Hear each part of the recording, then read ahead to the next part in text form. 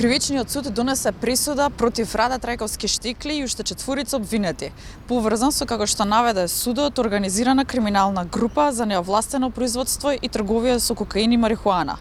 Судот за Рада Трајковски-Штикли определи 8 години, за Стефан Китанов 5 години, Александар Вучевски 5 години, Стојан Миланов 3 години и 10 месеци, а Филип Таневски 5 години.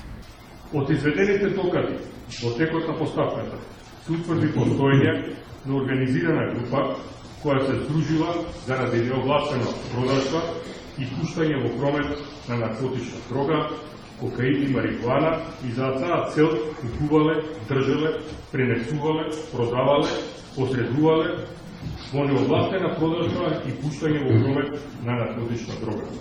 Застапничката на обвинението изјави дека прерано е да се произнесе во однос на жалба. Видите, обвинителството ја започна постапката против 17, мислам, лица беа и со оглед на тоа што имавме на увид секој од нив колку и какви действија има преземено, имаше соодветен степен на рангирање за тоа колкава кривична казна би била доволна за секој од обвинетите. Рано е да се произнесам за тоа. Сметам кога ќе ја добиеме писмената пресуда, ќе ги прочитаме толкувањето на отежнителни и олеснителни околности и ќе се одлучи за тоа дали ќе се пушти жалба или не. Одбраната на обвинетите побара укинување на притворот и определување мерка куќен притвор.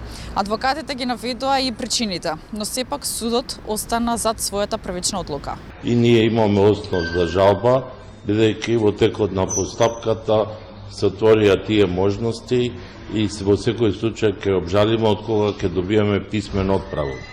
Значи, сметам дека казната се одлучи судот, не би сакал воопшто да ја коментирам во однос на основот и висината, но морам да кажам дека обвинетиот Раде Трајковски во целиот тек на постапката тешко ја следеше целата расправа и затоа тешко се обезбедува и докази кои одат во негова одбрана.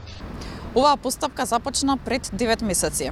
Првично во случајот беа опфатени 16 лица, од кои 7 се спогодија и добија затворски казни од 3 до 3,5 години, додека 4 признаа вина и постапката за нив беше раздвоена.